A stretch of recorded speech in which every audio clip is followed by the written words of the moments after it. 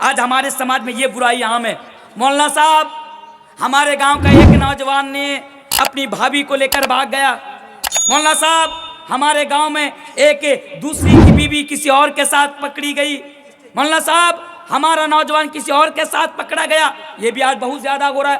آپ کو معلوم ہے اسلام کے اندر یہ کتنا بڑا گناہ ہے کہ اسلام کہتا ہے کہ اگر کوئی شادی شدہ انسان، غور کیا نوجوانوں، کتنا بڑا گناہ ہے، اگر شادی شدہ انسان اگر یہ کام کرے گا، چاہے عورت ہو یا مرد ہو، تو اسے دنیا میں زندہ رہنے کا حق حاصل نہیں ہے۔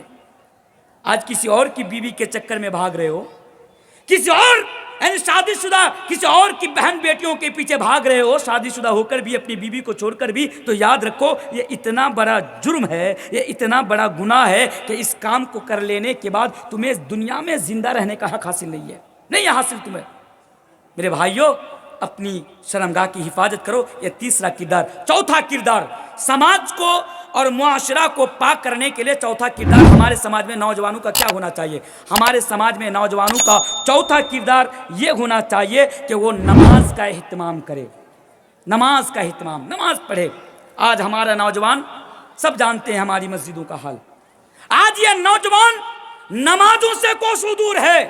بھلے ہی جلسہ کروا لیجئے، ان کے کہیے کہ جلسہ کروانا اتنا چندہ لگے گا، ٹھیک ہے میں دینے کے لیے تیار ہوں، میں کام کرنے، اچھی بات ہے بھائی، لیکن اس سے پہلے تمہارے اوپر یہ ضروری ہے کہ تم نماز قائم کرو، نماز پڑھو۔ اگر آج ہمارے علاقے میں جو مسجدیں ہیں، ان مسجدوں کا حال یہ ہے کہ اگر ان مسجدوں سے اگر ضعیف لوگوں کو نکال دیا جائے، بوڑھے لوگوں کو نکال دیا جائے، تو مسجد میں نماز پڑھنے والا نہ ملے گا، مسجد میں اذان دینے والا نہ ملے گا، مسجد میں نماز پڑھانے والا نہ ملے گا۔ یہ حال ہے آج ہمارے سماج کے اندر۔ نماز کو آج ہمارا سماج کے نوجوانوں نے بڑے ہلکے میں لے لیا۔ ادھر دکان میں بیٹھے ہوئے ہیں، مسجد کے اندر سے مؤذن صاحب کی اذان کی آواز کانوں میں آ رہی ہے، اللہ اکبر اللہ اکبر، اذان ہو رہی ہے، لیکن آج ہمارے نوجوانوں کو کوئی فرق نہیں پڑتا۔ رات کے 4 بجے، 4:30 بجے موبائل کے ذریعے سے دوسروں کے ساتھ چیٹنگ کر رہا ہے، ویڈیوز دیکھ رہا ہے۔ فجر کی اذان ہو رہی ہے، الصلاۃ خیر من النوم، اٹھ جا، آ نماز کے لیے آ، کیونکہ نماز نیند سے بہتر ہے۔ لیکن آج ہمارے نوجوانوں کو فرق نہیں پڑتا ہے، آج ہمارا نوجوان نماز کے لیے مسجد کے اندر نہیں جاتا ہے۔ یہاں پر ایک بات کہوں میں آپ کے سامنے، بڑی ذمہ داری کے ساتھ یہ بات کہہ کر جا رہا ہوں۔ میں دیکھیے، راجنیتک باتیں میں نہیں کرتا ہوں، معاف کرنا، راجنیتک باتیں میں نہیں کرتا ہوں، ہندو مسلم کو میں کبھی لڑانے کی بات نہیں کرتا ہوں۔ یہ الگ بات ہے کہ آج ہمارے دیش کے میڈیا، آج تک یہ بی پی نیوز، ٹائمز نو، نو بھارت، یہ بڑے بڑے نیوز چینل میرے خلاف آج نیوز چلا رہے ہیں۔ آپ نے دیکھا ہوگا، جائیے سوشل میڈیا پر، میرے خلاف نیوز چلا رہے ہیں، وہ الگ بات ہے۔ لیکن 12 سال سے میں میدان خطابت میں ہوں، الحمدللہ 12 سال سے میں سینکڑوں پروگرام کا حصہ رہا پورے ہندوستان کے اندر، الحمدللہ، لیکن میں نے کبھی ہندو مسلم کو لڑانے کی بات نہیں کی، میں نے کبھی مسجد مندر کی بات نہیں کی، میں نے کبھی کسی دھرم کو نیچا دکھا کر میں نے بات نہیں کی، میں نے کبھی کسی دھرم کو لے کر میں نے اپ شبد کا میں نے استعمال نہیں کیا۔ میں جانتا ہوں، کیونکہ میرا دین، میرا مذہب، میرا دھرم مجھے اس بات کے لیے روکتا ہے۔ لیکن ایک بات میں نوجوانوں کو سمجھانے کے لیے کہہ کر جا رہا ہوں، میری باتوں کا غلط معنی نہ نکالا جائے۔ 22 تاریخ کو رام مندر کا ادگھاٹن ہوا، سب جانتے ہیں، سب جانتے ہیں، رام مندر کا ادگھاٹن ہوا۔ میں اس کے اوپر نہیں کمنٹ کروں گا، نہیں کروں گا۔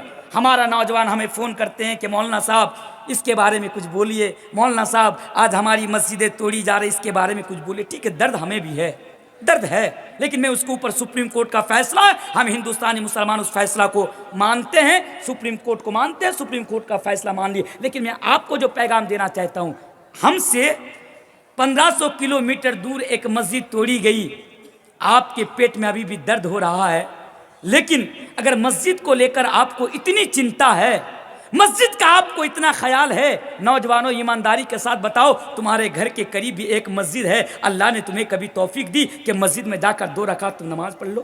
اللہ نے کبھی تمہیں توفیق دی کہ مسجد میں جا کر تمہیں ایک بار اذان دے دو؟ اللہ نے تمہیں کبھی توفیق دی کہ مسجد میں جا کر تمہیں ایک بار جھاڑو لگا دو؟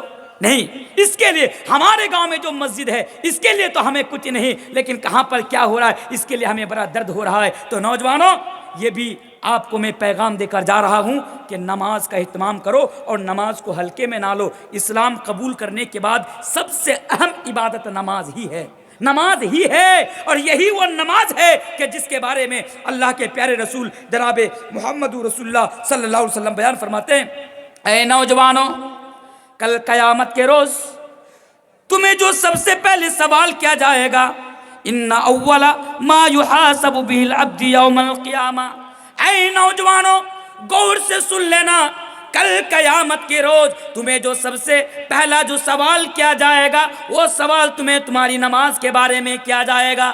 اس لیے خدا را اے نوجوانوں، میں بڑی ہی ادب اور احترام کے ساتھ میں آپ سے کہہ کر جا رہا ہوں، نماز کا اہتمام کرو، نماز کا اہتمام کرو، نماز کو ضائع نہ کرو، نماز کو برباد نہ کرو۔ یہی وہ نماز ہے کہ کل قیامت کے دن جب جنتی جنت کے اندر چلے جائیں گے، جہنمی جہنم کے اندر چلے جائیں گے، جہنم میں رہنے والے لوگ جب یعنی جنت میں رہنے والے لوگ جب جہنمی لوگوں کو سوال کریں گے، ما سلککم فی سقر، میرا بھائی بتاؤ آج تم جہنم کے اندر کیوں ہو؟ وہ جواب دے گا، جہنم میں رہنے والا آدمی جواب دے گا، میرا بھائی میں دنیا میں تو سب کچھ کرتا تھا، جلسہ کرانے میں آگے، سننے میں آگے، سب کچھ کرنے میں میں پیش رہتا تھا، میں آگے رہتا تھا، لیکن قرآن کہتا ہے، وہ جواب دے گا، قالوا لم نک من المصلین، میں دنیا میں نماز نہیں پڑھتا تھا، میں دنیا میں نماز کو ضائع کر دیتا تھا، میں دنیا میں نماز کو یوں ہی برباد کر دیتا تھا۔ اس لیے نوجوانوں، یہ چوتھا پیغام میں آپ کو دے کر جا رہا ہوں کہ آپ نماز کا اہتمام کریں، نماز کو آپ یوں ہی نہ چھوڑیں۔ اللہ کے نبی بیان فرماتے ہیں، من ترک الصلاۃ متعمدا فقد کفر، جس نے جان بوجھ کر نماز چھوڑ دی اس نے بہت بڑا گناہ کا ارتکاب کیا۔ حالانکہ اس میں علماء کے اختلاف ہیں، کوئی کہتے ہیں جس نے نماز جان بوجھ کر نماز چھوڑی اس نے کفر کیا، اور سعودی علماء کا یہ فتویٰ ہے کہ جس نے جان بوجھ کر نماز چھوڑ دی وہ کافر ہو گیا۔ میں ادھر نہیں پڑھنا چاہوں گا کیونکہ میرے اندر اتنا علم اور اتنی صلاحیت کہاں کہ میں اختلافی مسائل آپ کے سامنے بیان کروں، لیکن اتنا میں آپ کے سامنے ضرور بتا کے جا رہا ہوں کہ نماز چھوڑنا اسلام کے اندر یہ بہت بڑا گناہ ہے، یہ بہت بڑا گناہ ہے نماز چھوڑنا۔ اس لیے نوجوانوں اپنی زندگی میں کبھی نماز کو نہ چھوڑنا، بولے انشاءاللہ، عزم کیجیے آج کہ آج کے بعد کبھی میں نماز نہیں چھوڑوں گا، بولے انشاءاللہ، انشاءاللہ۔ اچھا، یہ چوتھا کردار۔ پانچواں کردار کیا ہونا چاہیے؟ اصلاح معاشرہ میں نوجوانوں کا پانچواں کردار یہ ہونا چاہیے کہ موبائل فون کا ہمیں صحیح استعمال کرنا ہے۔ یہ جو موبائل فون ہے نا سب کے ہاتھوں میں، دیکھ رہے ہیں، اچھا ادھر بھی لوگ بیٹھے ہوئے ہیں، دیکھ رہے ہیں آپ لوگ یہ موبائل فون، اس موبائل فون کا اگر سب سے زیادہ اگر کوئی غلط استعمال کرتا ہے تو آج ہمارا نوجوان اس موبائل فون کا غلط استعمال کرتا ہے۔ مولانا تنویر عالم آج گھرائے پارا کی سرزمین پر بیٹھ کر یہاں کے نوجوان طبقہ کو یہ پیغام دے کر جا رہا ہے کہ نوجوانوں موبائل فون کا غلط استعمال نہ کیا کرو۔ یقیناً یہ موبائل بھی اللہ تبارک و تعالیٰ کی طرف سے بہت بڑی نعمت ہمارے لیے ہے، آپ اس کو زحمت نہ بنائیں۔ آج ہمارے نوجوان اس موبائل فون کے ذریعے سے کیا کچھ کر رہے ہیں معلوم؟ میں آپ کو بتا دیتا ہوں۔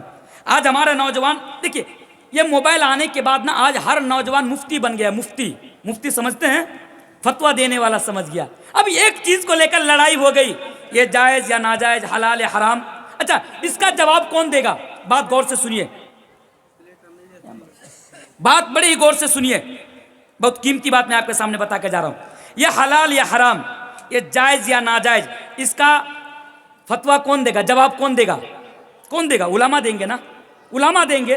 جس کے بارے میں یعنی جسے دین کے بارے میں نالج ہو، دین کے اوپر، قرآن اور حدیث کے اوپر جس کی اچھی پکڑ ہو، وہی نہ جواب دیں گے دین کے بارے میں کہ یہ جائز ہے، یہ حلال ہے، یہ حرام ہے، یا یہ جائز ہے یا ناجائز ہے، یہ حلال یا حرام ہے، وہی دیں گے۔ لیکن نہیں، جب سے یہ موبائل فون آیا ہمارے نوجوانوں نے اس کے لیے اس کا غلط استعمال کیا کہ آج مولویوں کے پاس جانے کی ضرورت نہیں ہے۔